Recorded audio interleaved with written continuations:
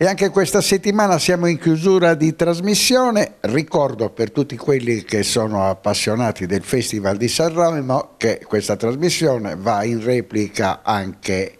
il martedì alle 24 e il giorno dopo, quindi il mercoledì alle 18. Parliamo in chiusura di trasmissione dei due report che ha proposto la CNA, l'ultimo dei quali nella giornata di oggi, ma partiamo dal primo. Il primo ci parla di inflazione in calo in Sardegna, addirittura per certi versi vede ridursi la percentuale del 100%. Ma che cosa è successo? Soprattutto nel mese di novembre, che è stato quello che ha avuto l'inflazione più bassa. Beh, nel nostro report affrontiamo il tema dell'inflazione, della dinamica dei prezzi, ma lo facciamo anche contestualmente all'analisi di alcuni altri importanti indicatori che hanno riflessi significativi sull'economia della Sardegna, come il tema dei salari e del reddito. È vero, l'inflazione nel 2025 si è contratta in maniera significativa. Nell'ultima parte dell'anno, a cui lei faceva riferimento, si è quasi azzerata, più 0,7%, rispetto a una dinamica nazionale che è nell'ordine dell'1,5%.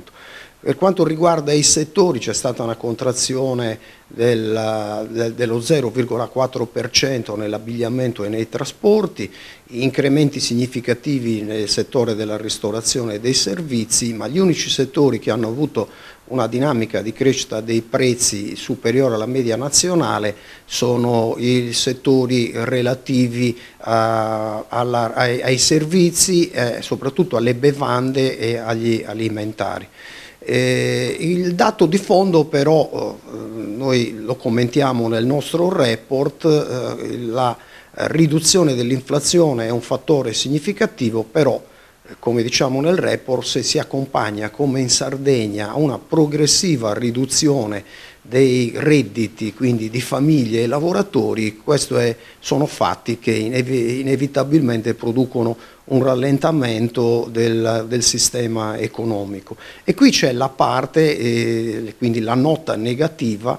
che esaminiamo nel report e che appunto ci dice che per quanto riguarda i redditi la dinamica negli ultimi 5 anni è fortemente negativa. Il reddito medio di un lavoratore dipendente in Sardegna si è deprezzato di 1.700 euro all'anno, quindi una riduzione del 5,4% che è esattamente il doppio della media nazionale. Se poi prendiamo come riferimento il dato del 2010, la Sardegna si colloca, ha perso, c'è stata i redditi dei lavoratori e hanno avuto una contrazione del 15%, anche qui quasi il doppio della media nazionale. Ecco, questa chiave di lettura ci dice, ha effetti significativi perché produce un rallentamento dell'economia e ci porta a una condizione di stagnazione. E quindi il tema è il tema dello sviluppo, della crescita e quindi come far crescere appunto i redditi e i salari. Tutto questo può essere fatto se si attiva una dinamica appunto di crescita economica e ovviamente si fanno crescere i salari, ma per far questo serve produrre elementi di specializzazione del sistema economico che deve essere qualificato soprattutto da un punto di vista dell'offerta e del tessuto produttivo. Segretario Porco, ho bisogno di 2 puntualizzazioni. Quando voi parlate di reddito medio annuo in Sardegna dei lavoratori dipendenti, si parla di una discesa da 32.700 di media a 31.000, quindi con questa perdita di 1.700 euro nei 12 mesi. Ma parliamo di redditi lordi o netti? Questi sono i redditi lordi che ovviamente poi producono anche da un punto di vista del netto la riduzione a cui noi facevamo accenno e quindi l'elemento di preoccupazione è appunto questa dinamica di una propensione che riduce i consumi e raffredda anche il tentativo, diciamo, di crescita. senza redditi disponibili le famiglie non consumano, l'economia si ferma. Quindi noi parliamo di un reddito medio netto nel portafoglio di 25.000 euro. Sì, e la perdita annua è dell'entità che ricordavo prima, ma se guardiamo la progressione dell'ultimo quindicennio siamo dentro una scala che vede ovviamente i redditi dei dipendenti e delle famiglie in generale deprezzarsi in maniera significativa e non tenere il passo della dinamica e dell'aumento dei prezzi. Quindi abbiamo detto, tengono pochi settori, quello dell'alimentare, del beveraggio, si viaggia di meno, quindi ci sono meno soldi disponibili per viaggiare, ci si veste di meno, abbigliamento soprattutto, ma questa Sardegna che è Cenerentola a livello nazionale in termini di inflazioni, a che cosa è dovuto? Qual è il problema? Esaminiamo nel report come nel biennio 2022-2023 la spinta inflazionistica è stata più elevata, la Sardegna era tra le regioni in assoluto che aveva l'inflazione più alta, anche perché in quel periodo la causa era l'energia e i trasporti. Poi inevitabilmente c'è un processo di raffreddamento dell'economia che non è solo sardo, ma in Sardegna questo processo ha indici che sono crescenti e sono legati proprio al fatto che la capacità reddituale di spesa del sistema economico, quindi delle famiglie e dei dipendenti, si è via via ridotto e questo produce ovviamente un effetto di rallentamento dell'economia. Quindi generalmente la riduzione dell'inflazione, l'inflazione ideale per poter sostenere anche i processi di crescita è intorno al 2%. Al di sotto di questa soglia rischia di accompagnarsi con una minore capacità di spesa e se appunto il reddito deflette noi abbiamo un combinato disposto di questi fenomeni che poi rischia appunto di produrre un restringimento della base produttiva e una minor crescita economica. Quindi un report assolutamente negativo. Qualche nota migliore nel report dell'ufficio stampa della CNA di oggi, dove si parla di appalti, però sono dati positivi che devono essere analizzati, soprattutto per quel che riguarda le imprese sarde. C'è una crescita importante degli appalti, ma come sempre accade, sono solamente i grandi appalti a essere protagonisti. Sì, c'è una crescita significativa nel 2025 rispetto al 2024 che ha, come dire, dovuta perché ha riguardato un po' tutti i soggetti, tutte le stazioni appaltanti, tutti i committenti, anche perché siamo in una fase di chiusura del PNRR, questo ha portato a un'accelerazione del numero dei bandi messi in gara e anche del valore, circa 1,7 miliardi, con un valore medio di 1.900.000 euro e quindi la crescita da un punto di vista del valore è stata intorno al 36%. E notiamo nel report il fenomeno a cui lei faceva riferimento di una polarizzazione, di una concentrazione del mercato verso i bandi di grande dimensione. Crescono tutti e c'è una crescita significativa, il 70%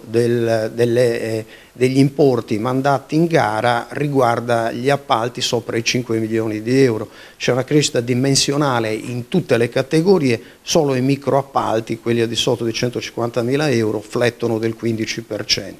E quindi siamo di fronte a un processo di concentrazione del mercato e quindi significa grandi lavori, maxi gare e ovviamente queste sono appannaggio di soggetti strutturati. Per poter gestire lavori complessi, appalti di costruzione, di gestione, di manutenzione, affidamento di servizi, servono imprese ovviamente strutturate, capacità gestionali, organizzative, know-how e anche ovviamente spalle robuste da un punto di vista finanziario. Tendenzialmente questi grandi lavori ovviamente sono appannaggio delle imprese che arrivano dal continente. Questa questione, come diciamo nel report, quindi della polarizzazione sulle grandi gare, insieme alla fine del PNRR sono gli elementi di criticità che il sistema delle imprese sarde, quindi dell'offerta in generale,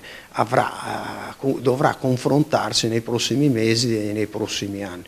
Ecco, in questo percorso abbiamo dei protagonisti. Un tempo, 2 anni fa, 3 anni fa, grandi protagonisti erano l'ANAS e poi quel che riguardava il tentativo di rimettere in piedi la rete idrica della nostra regione. Oggi sono i comuni i protagonisti assoluti. Sì, i comuni mandano in gara quasi un quarto dei lavori complessivi e sono i soggetti che oggettivamente in assoluto in questa fase crescono sia in termini numerici che di valore. Va bene anche gli appalti su ambito regionale e delle grandi aziende, meno l'ANAS che cresce da un punto di vista numerico, ma in termini di valore flette di quasi il 40%. Questa è una dinamica che è legata ovviamente alle maxi gare e spesso e volentieri ai tempi con cui queste vengono messe in cantiere, ma l'ANAS si è resa protagonista negli anni scorsi di lavori importanti, è stata un soggetto che ha molto trainato con le grandi opere ovviamente la dinamica del mercato. La prospettiva è che probabilmente andiamo incontro a una fase che non farà mancare quel volume di risorse e di investimenti di cui abbiamo goduto da un punto di vista delle opere pubbliche nel corso di questi anni, e questo significa che non avremo, se volessimo usare un termine balneare, quell'alta marea che solleva un po' tutti i battelli, grandi e piccoli, ma ci ritroveremo in una condizione un po' più asfittica e quindi gli elementi di criticità per il nostro sistema di imprese, che è rimasto comunque in una condizione di debolezza strutturale, si faranno sentire. Per quanto riguarda, siamo nella fase di costruzione del rapporto appunto sullo Stato, sulla filiera delle costruzioni sul 2025, dove tracciamo consuntivo e previsioni per il 2026, tendenzialmente questa fase di trascinamento del PNRR ancora abbiamo volumi, come abbiamo visto, importanti, perché qui oggi parliamo dell'annualità 2025 dei bandi messi in gara. È evidente che poi c'è tutta la fase di assegnazione e di realizzazione dei lavori, e di questa fase ovviamente il sistema delle imprese godrà e avrà ancora beneficio per un periodo, anche se gradualmente ovviamente le opere del PNRR andranno a morire. Nella classifica nazionale comunque in questo settore, quello degli appalti, grandi in prima pagina, piccoli in fondo alla classifica, siamo quarti a livello nazionale. Sì, la Sardegna da un punto di vista della crescita numerica in comparazione con le regioni italiane è quarta per numero di termini di crescita, per numero di bandi mandate in gara, ed è la quinta regione per valore complessivo in termini di incremento, e quindi, come dire, abbiamo una posizione da questo punto di vista di assoluto favore. All'orizzonte ci sono 2 grandi temi che vengono riportati in questi giorni in prima pagina, soprattutto nel fine settimana sulla Nuova Sardegna si parlava della definizione di questo progetto di unificazione degli aeroporti. Qual è la vostra posizione? Ormai si è capito che si sta andando a definire un processo di piena integrazione degli aeroporti sardi. Noi, lo abbiamo detto dall'inizio, guardiamo con favore a un progetto che appunto mette insieme gli aeroporti sardi, e questo consentirà sinergie. Lo si fa attraverso soggetti che hanno una dimensione pubblica importante, che sono sotto il controllo dello Stato, e questo è un elemento di garanzia, e noi auspichiamo che poi vi sia una componente locale che quindi riguarda i soggetti, chiamiamoli privati, col sistema delle imprese attraverso ovviamente le camere di commercio, ma soprattutto la fondazione e, ancora più importante, la Regione Sardegna, che devono avere un ruolo, perché da un punto di vista della prospettiva i soggetti sardi locali devono poter avere un potere decisionale in grado di poter influire sugli indirizzi che riguardano il volo aereo, e quindi la possibilità in entrata e in uscita della Sardegna di assicurare i flussi che sono vitali per il nostro sistema economico. Conclusione riguarda l'altro grande sogno in prospettiva futura che si chiama Eastern Telescope. Si è raggiunto questo accordo con la Germania che dovrebbe portarci alla definizione di questo grande percorso verso il futuro a livello europeo, a livello internazionale. Ce lo auguriamo tutti, il fatto stesso che a noi sia unita la Germania nella forma a cui lei richiamava dovrebbe dare ulteriori chance per ottenere finalmente l'aggiudicazione di questa candidatura e poi camminare spediti nella realizzazione di un processo che nei prossimi anni, se così sarà, potrà produrre gli effetti significativi che nel corso di questi mesi tutti abbiamo, come dire, commentato come straordinariamente importanti per garantire alla Sardegna un asset che consentono da un punto di vista economico, ma non solo, di poter procedere su un processo di modernizzazione e di sviluppo. Segretario, non voglio lasciarla senza una domanda che molto probabilmente si aspettano i telespettatori, ma il passaggio, l'adeguamento green del 70% delle costruzioni isolane che sono fuori norma, andrà avanti o no? È un grande tema, è evidente che da questo punto di vista c'è uno sforzo complessivo del sistema a tutti i livelli. Quella è una traiettoria di marcia che può essere, come dire, rallentata, ma da un punto di vista degli obiettivi e di un'indicazione di medio-lungo periodo è evidente che i sistemi economici tutti, appunto la filiera per intero delle costruzioni, devono muoversi per rendere i processi quindi di realizzazione delle opere a tutti i livelli, pubbliche e private, sostenibili da un punto di vista ambientale. Tutto questo creerà anche straordinarie occasioni di lavoro e consentirà anche al settore di riposizionarsi da un punto di vista qualitativo a un livello superiore, intercettando maestranze qualificate e anche evitando anche l'esodo di capitale umano che, come sappiamo bene, è uno dei grandi problemi che in termini di prospettiva siamo chiamati ad affrontare.